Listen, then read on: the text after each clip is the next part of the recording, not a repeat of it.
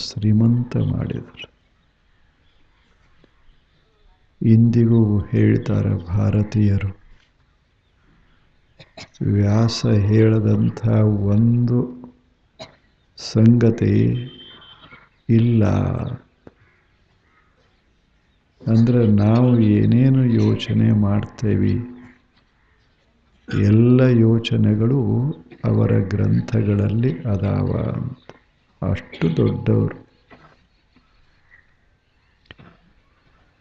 ಅವರು. ಶಾಂತಿಯನ್ನು ಕುರಿತು ಮಾತನಾಡ್ತಾರೆ. ಏನು ಬೇಕಾಗ್ತದೆ ಮನುಷ್ಯನಿಗೆ, ಇದನ್ನು ನಾವು ನಿರ್ಧರಿಸಬೇಕು. ನಮ್ಮ ಬದುಕ ಸಾರ್ಥಕ ಆಗಬೇಕಾದರೆ ಏನು ಮಾಡಬೇಕು, ಏನನ್ನು ಪಡೆಯಬೇಕು. ಈಗ ಒಂದು ಬಳ್ಳಿ ಅದ, ಆ ಬಳ್ಳಿ ಬೆಳೀತದೆ. ಅದರ ಜೀವನ ಸಾರ್ಥಕ ಯಾವಾಗ ಆಗ್ತದೆ? ಒಂದು ಸಣ್ಣ ಬಳ್ಳಿ ಅದು ಭೂಮಿಯೊಳಗಿನ ನೀರನ್ನು ಹೀರ್ತದೆ, ಭೂಮಿಯೊಳಗಿರುವ ನೀರನ್ನು ಹೀರ್ತದೆ, ಬಿಸಿಲನ್ನು ಉಣ್ತದೆ, ಆಹಾರ ತಯಾರು ಮಾಡ್ಕೋತದೆ, ವರುಷಗಳ ಕಾಲ ಕಷ್ಟಪಟ್ಟು ಬೆಳೀತದೆ. ಅದರ ಜೀವನ ಸಾರ್ಥಕ ಯಾವಾಗ? ಒಂದು ಹೂವು ಅರಳಿತು ಅಂದರೆ ಅಲ್ಲಿಗೆ ಆ ಬಳ್ಳಿಯ ಜೀವನ ಸಾರ್ಥಕ ಆಯಿತು. ಆ ಹೂವು ಸುತ್ತಮುತ್ತ ಇರುವಂಥ ಪ್ರದೇಶದೊಳಗೆ ತನ್ನ ಸುಗಂಧವನ್ನು ಹರಿತು ಅಂದರೆ ಅದಕ್ಕೆ ಅಷ್ಟು ಸಂತೋಷ ಆಗ್ತದೆ, ಅಷ್ಟು ಆನಂದ ಆಗ್ತದೆ.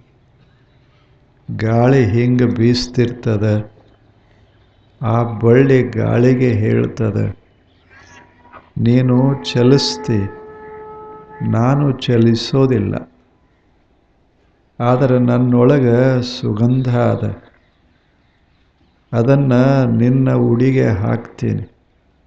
ಗಾಳಿಯೇ, ಆ ಸುಗಂಧವನ್ನು ನೀನು ಎಲ್ಲಿ ಎಲ್ಲಿ ಹೋಗ್ತೀಯಲ್ಲ ಅಲ್ಲೆಲ್ಲ ಹರವು. ಆವಾಗ ಜಗತ್ತಿನೊಳಗೆ ಸುಗಂಧ ಹರವಾಕ್ ಶುರುವಾಗ್ತದೆ. ಇದು ಆ ಬಳ್ಳಿಯ ಜೀವನದ ಸಾರ್ಥಕತೆ. ಆಗ ನಮ್ಮ ಜೀವನದ ಸಾರ್ಥಕತೆ ಯಾವುದರಲ್ಲಿ ಅದ? ನಾವು ಬೆಳಿತೇವಿ, ಭೂಮಿ ನಮಗೆ ಅನ್ನ ಹಾಕ್ತದೆ, ಮೇಘ ನಮಗೆ ನೀರ ಕೊಡ್ತದೆ, ಸೂರ್ಯ ನಮಗೆ ಬೆಳಕ ಕೊಡ್ತಾನೆ. ಎಲ್ಲವನ್ನ ಬಳಸಿಕೊಂಡು ನಾವು ವರುಷಗಳ ಕಾಲ ಬೆಳಿತೇವೆ. ಉದ್ದೇಶ ಏನು? ಒಟ್ಟು ಜೀವನದ ಉದ್ದೇಶ ಏನು? ನಮ್ಮ ಜೀವನ ಸಾರ್ಥಕ ಆಯಿತು ಅಂತ ಯಾವಾಗ ಅನ್ನೋದು?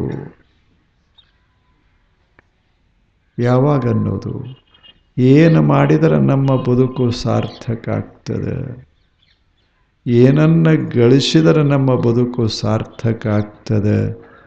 ಇದು ವ್ಯಾಸರ ಪ್ರಶ್ನೆ. ತಾವು ಆಲೋಚನೆ ಮಾಡಿ ಯಾವಾಗ ಅನಿಸ್ತದ ನಮ್ಮ ಜೀವನ ಸಾರ್ಥಕ ಆಯಿತು ಅಂತ ಹೇಳಿ. ಬರೇ ಬದುಕೋದು ಮಹತ್ವದ್ದಲ್ಲ, ಬದುಕನ್ನು ಸಾರ್ಥಕಗೊಳಿಸಬೇಕಲ್ಲ. ಬದುಕಬಹುದು, 100 ವರ್ಷ ಬಾಳಬಹುದು, ಇಲ್ಲವೇನು? 100 ವರ್ಷ ಬದುಕಬಹುದು. ಆದರೆ 100 ವರ್ಷ ಏನು ಅವ ಗಳಿಸ್ತಾನೆ, ಏನು ಮಾಡ್ತಾನೆ, ಅದು ಬಹಳ ಮಹತ್ವದ್ದು. ಸುಮ್ಮನೆ ಬದುಕಬಹುದು, ಅದೇನು ಉಣ್ಣೋದು, ತಿನ್ನೋದು, ಮಲಗೋದು, ಬದುಕೋದು, ಇದೇನು ದೊಡ್ಡದಲ್ಲ. ಆದರೆ ಇದೊಂದು ಅವಕಾಶ ನಮಗೆ ಸಿಕ್ಕದ, a golden opportunity for us to live in this world for hundreds of years.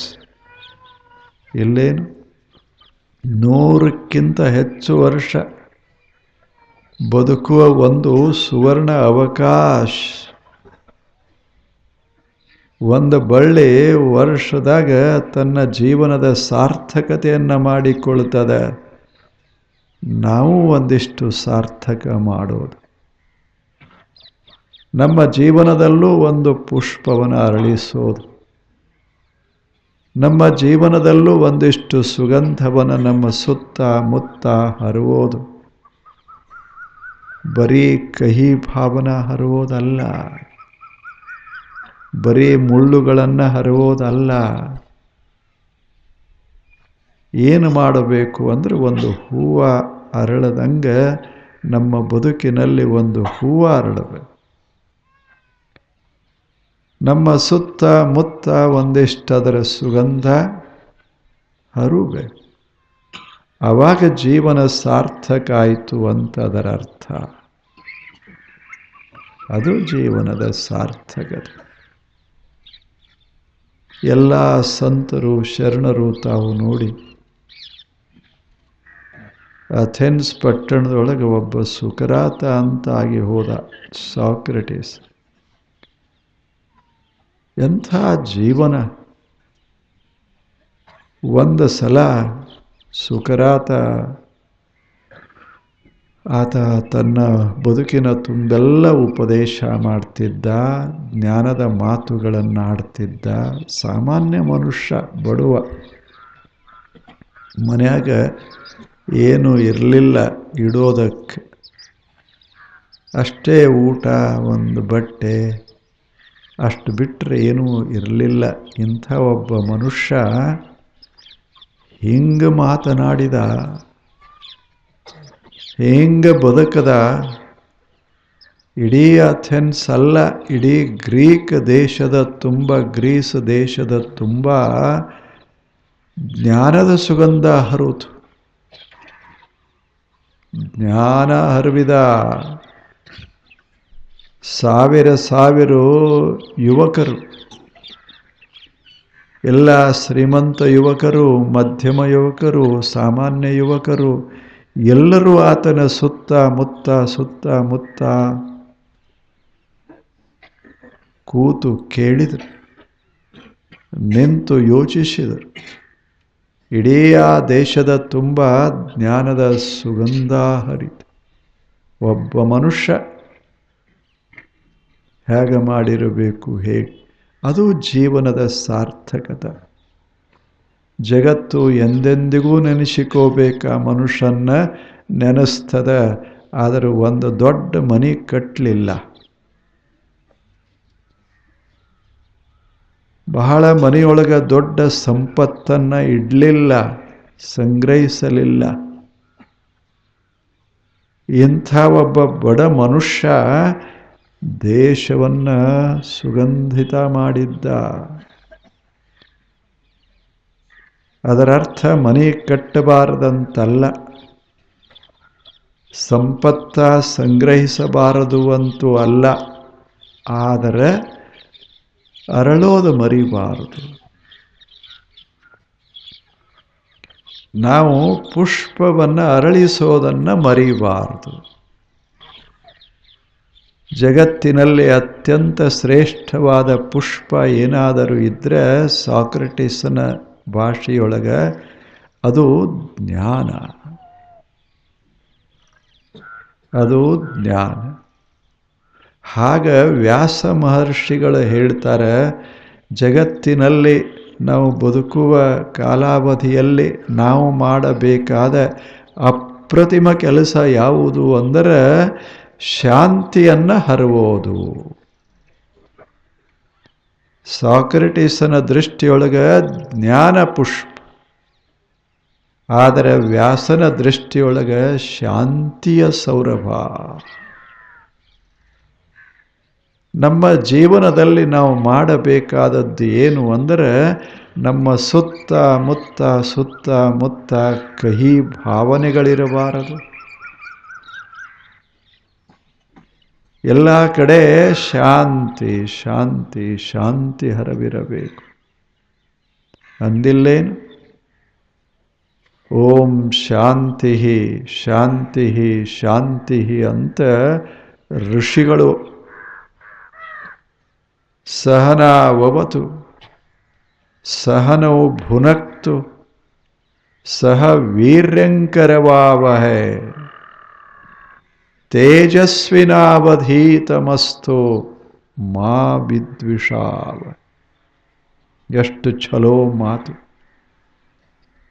ಅಲ್ಲೇ ಹೇಳ್ತಾರೆ, ದ್ವೇಷದ ಹೊಗೆ ಹರಬಾರ್ದು ಸುತ್ತಮುತ್ತ.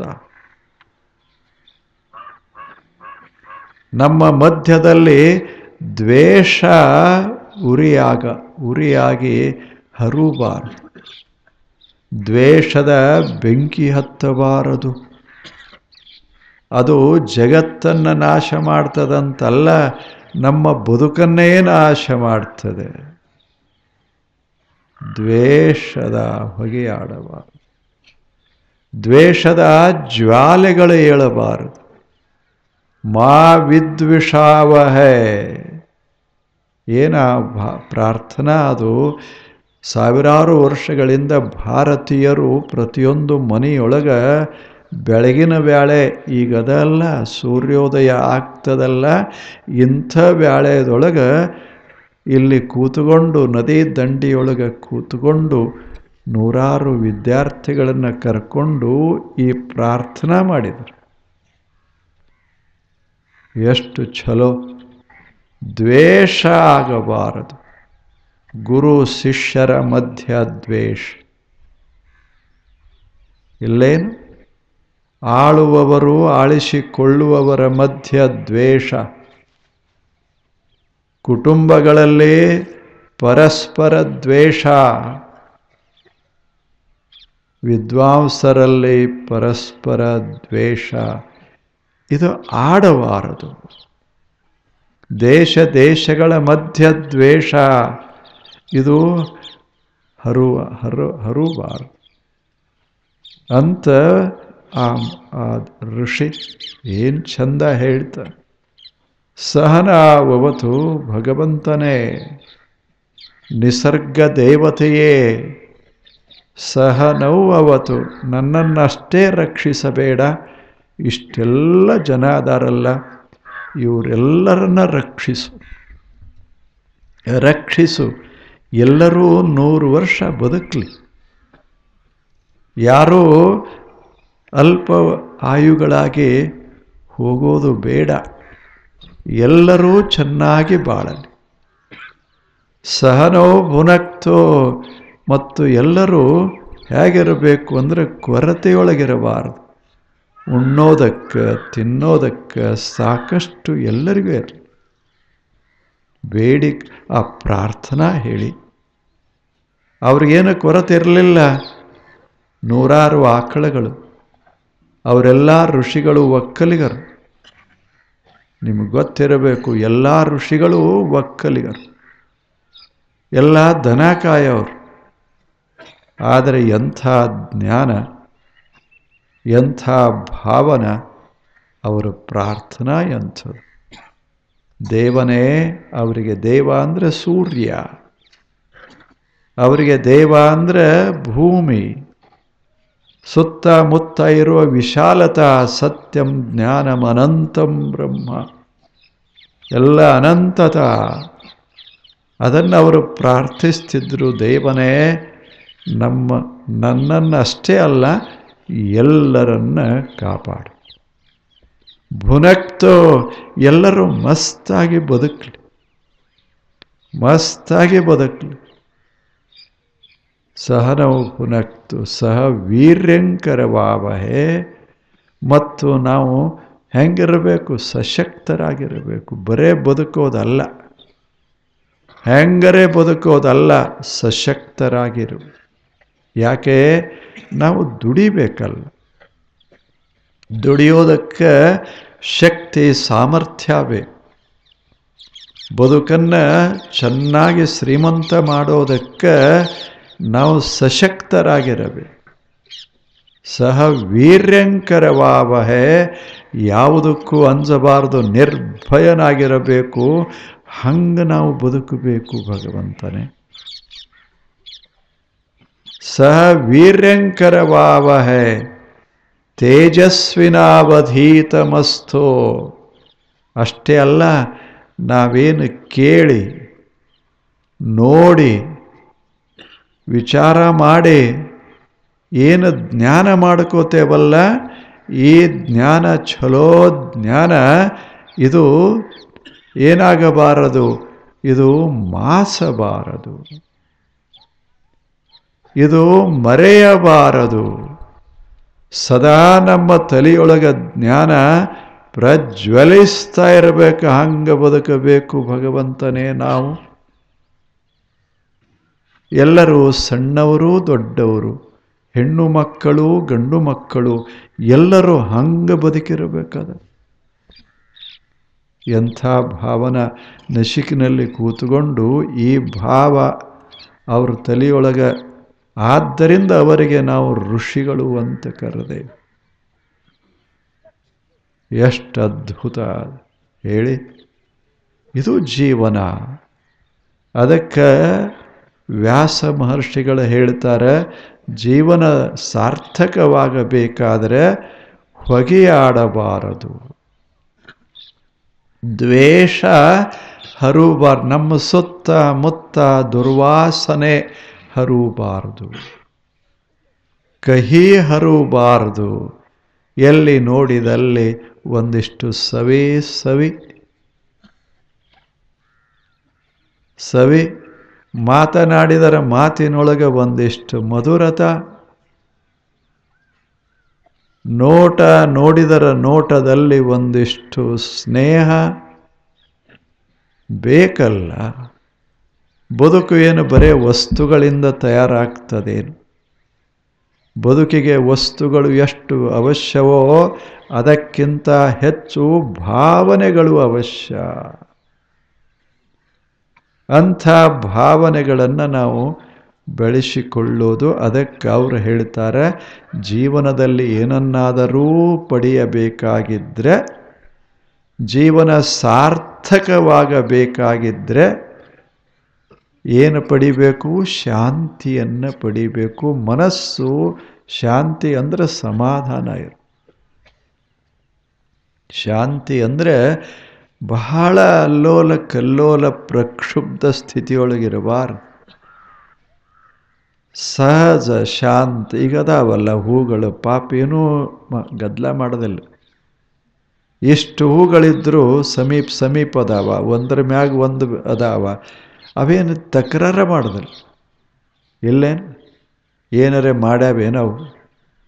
ನಮ್ಮದು ಹಂಗಾಗೋದಿಲ್ಲ. ಸ್ವಲ್ಪ ಹಿಂಗೆ ಹತ್ತಿದ್ರೆ ತಕರಾರು ಶುರುವಾಗ್ತದೆ.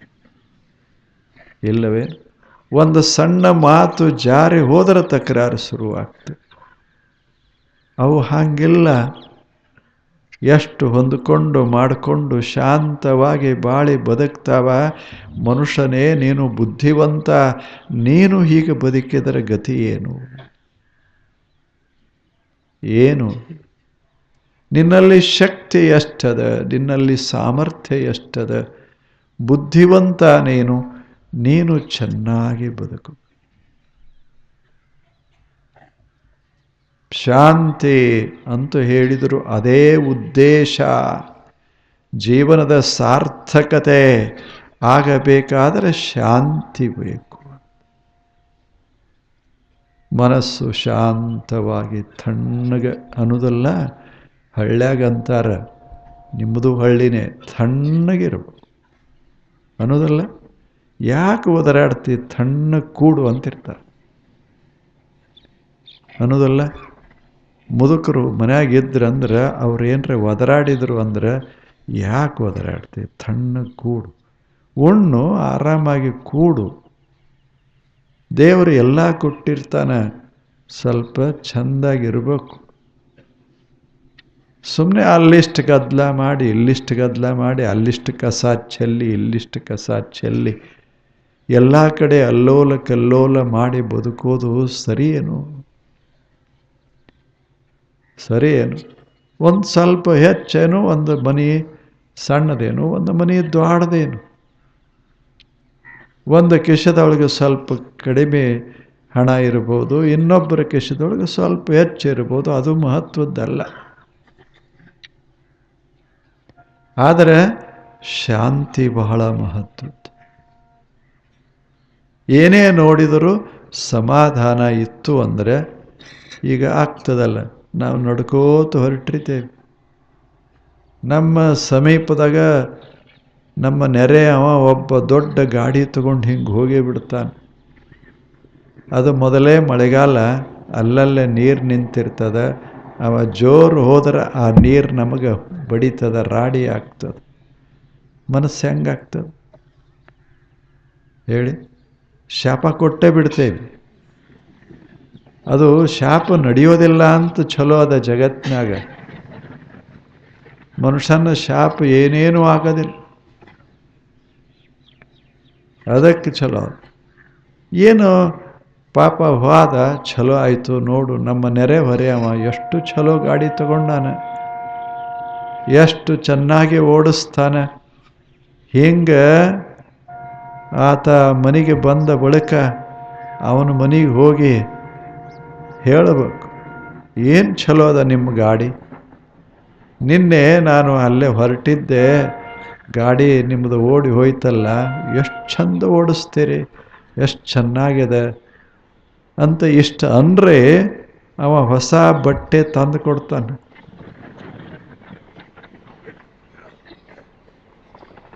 ನಮ್ಮದು ಸಂತೋಷ ವ್ಯಕ್ತ ಮಾಡಬೇಕಾದ್ರೆ ಶಾಂತಿ ಅಂದರೆ ಇದಕ್ಕಂತ. ಶಾಂತಿ, ಇಂಥ ಶಾಂತಿಯನ್ನು ಪಡೆಯೋದು ಹೇಗೆ? ಇದು ಪ್ರಶ್ನೆ. ವ್ಯಾಸ ಮಹರ್ಷಿ ಹೇಳ್ತಾರೆ, ಶ್ರದ್ಧಾವಾನ್ ಲಭತೆ ಜ್ಞಾನಂ ತತ್ ಪರಃ ಸಂಯತೇಂದ್ರಿಯ ಜ್ಞಾನಂ ಲಬ್ಧ್ವಾ ಪರಾಂ ಶಾಂತಿಂ ಲಭತೆ ಅಚಿರೇಣ. ಎಷ್ಟು ಚಂದದ. ತತ್ ಪರಃ ಸಂಯತೇಂದ್ರಿಯ ಜ್ಞಾನಂ ಲಬ್ಧ್ವಾ ಪರಾಂ ಶಾಂತಿಂ ಅಚಿರೇಣ ಅವಗಚ್ಚತೆ. ಎಷ್ಟು ಚಲೋ. ನಾವು ಪಡಿತೇವೆ ಶಾಂತಿಯನ್ನು, ಬರೇ ಸಾಮಾನ್ಯ ಶಾಂತಿ ಅಲ್ಲ, ಪರಾಂ ಶಾಂತಿಂ ಅಧಿಗಚ್ಚತೆ. ನಾಳೆ ಬನ್ನಿ. ನಮಸ್ಕಾರ.